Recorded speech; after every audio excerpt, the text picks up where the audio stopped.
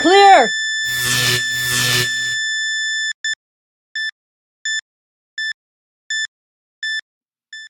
Welcome to this presentation on provider communication strategy. I'm Dirk Stanley, and this is part of the dirkstanley.com web series. So for today, 5 quick points. Number 1, signal to noise ratio. What is this important engineering principle, and why is it helpful to understand when developing communication strategies for providers? Number 2, some common communications challenges for clinical staff. That includes not just providers, but also nurses, APRNs, PAs, house staff, etc. Number 3, some common tools used for provider communications. Number 4, what to consider before developing a communication strategy. And number 5, some take-home points at the end. So let's get started. First, signal to noise ratio. Now, this is a helpful engineering principle. It's a type of thing that most people who've been to engineering school learn in their first year, but it also applies to communication strategies for providers. And the first thing is important to consider signal, which is the important message, from the noise, which is the less important message. Now, let's do a little thought experiment. Let's say you and a friend go to a restaurant around 4:30 in the afternoon, maybe before the dinner crowd. You're able to have a conversation because the signal, that is your conversation, is louder than the ambient noise in the restaurant. The problem is that as more people come into the restaurant, the noise in the restaurant might go up. So now it becomes a little harder for you to hear each other. So at this point, you're going to raise your voice to make sure you're clearly understood. The problem is that suddenly everyone in the restaurant is raising their voice to be heard, and now it really starts to get loud, and maybe occasionally the noise in the restaurant is louder than the person across the table from you. So it becomes really hard to communicate. So to raise your voice even more, you're going to take deep breaths, speak in short sentences, and you'll be able to maintain a communication, but it's really uncomfortable at this point. So you might leave the restaurant, at which point the noise goes down, and at which point, usually when people leave a noisy restaurant, they find themselves shouting at each other, and once they realize that they don't need to shout anymore, their voices go down and everything normalizes. But this same principle applies to communication strategy for providers. So what are the types of things that providers commonly contend with? Well, the first thing is there's a large number of clinical issues that they need to deal with in their routine clinical care, including conversations with the patient and caregiver, pharmacists and nursing, who are very important parts of the care team. They're often in contact with the provider, not just about things that are being currently given to the patient, but also to clarify orders, to make sure that if anything unexpected comes up, that the provider is aware about it. Social work and case management, and ancillary services, including physical therapy, occupational therapy, respiratory, dietary, and also lab and radiology. Those are important communications for clinical care. Health information management, billing and coding. Those are very important when any sort of clarifications and documentation come up. Conversations with other providers, especially if there's a specialist involved in a case, those are really important. Advanced practice providers and house staff, those are constant sources of communication. If the provider has any research or academic related functions, those are important communications. Administrative staff, maybe about scheduling or other quality measures that have come up. And finally, last but not least, the provider's own family. If there are questions about dinner plans or school issues or other things, all of these are vitally important communications for the provider. The question is, how do you make sure the signal is being heard through the noise? So to do that, there are a number of tools that you can use to communicate with providers. It's not just one or two tools. There's actually 22 tools. I made a list here to consider. Telephone calls are vitally important. I put them number 1 because that is literally the only way you can have a synchronous communication where you can verify that the message has been received, and if you have a readback, you can even confirm that it was understood by the provider. So telephone calls are number 1. Pages are communications that help open up other avenues for communication. Texts, if you have HIPAA secure texting, can be very helpful.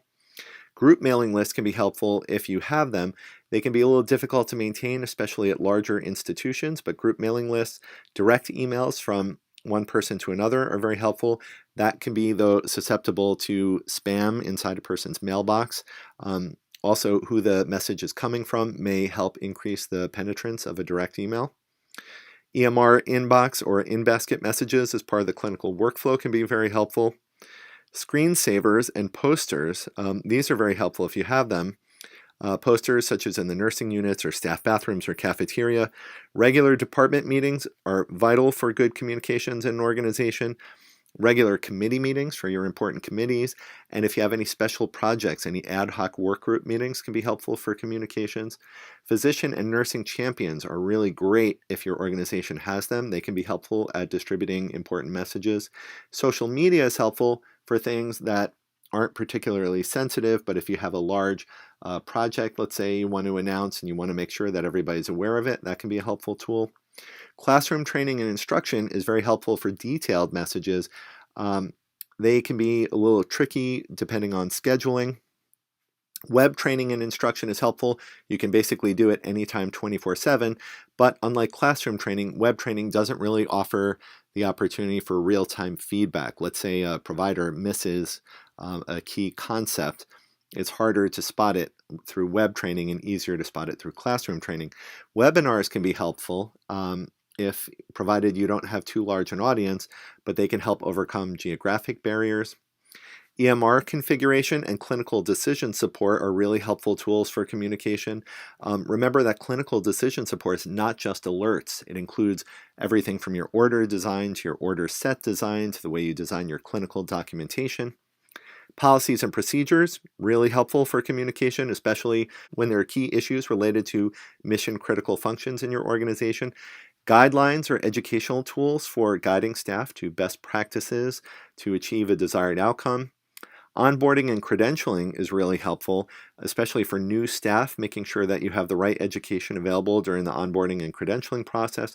Re-credentialing is very helpful for messages that need to be reinforced, let's say every year or two. And finally, one-on-one meetings or face-to-face meetings are very essential for important nuanced messages. They can be a little bit difficult to schedule, but they're very, very important for really key important discussions.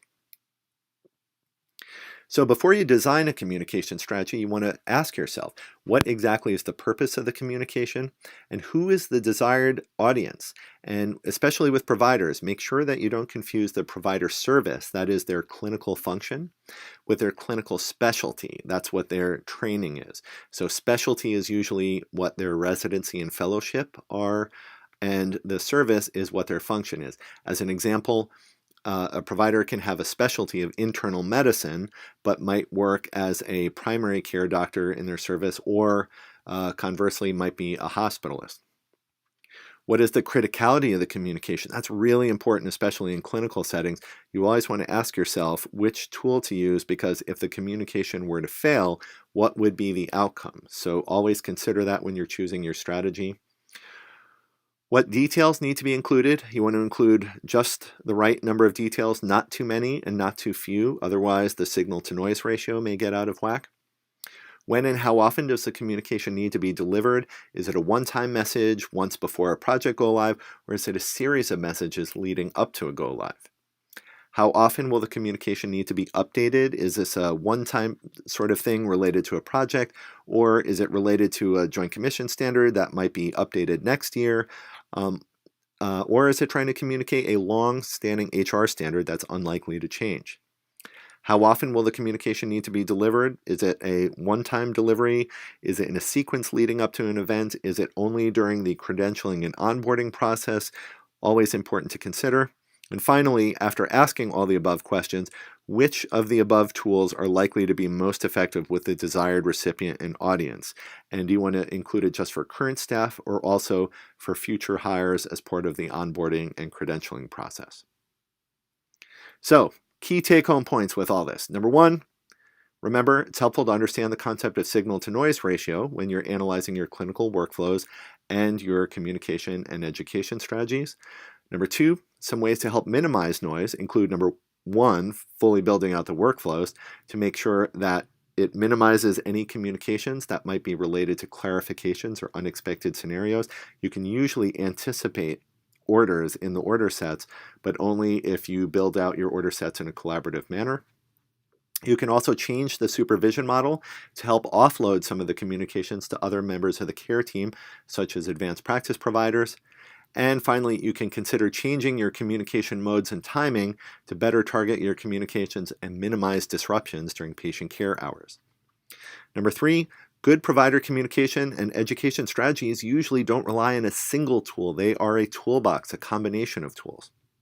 Number 4, the tools you use for communication and education should really depend on a thoughtful analysis of the exact message, the desired recipients, the timing of the message or messages, the criticality of the messages, the frequency, and the anticipated need to update the message in the future.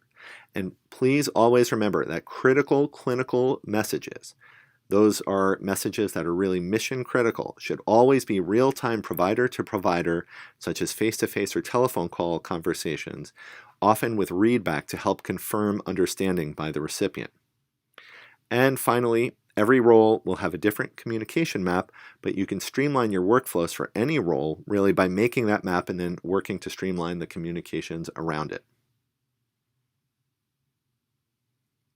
So, any questions, feel free to email me, dirkstanley@gmail.com, or visit dirkstanley.com for more clinical workflow design tips. Thank you very much.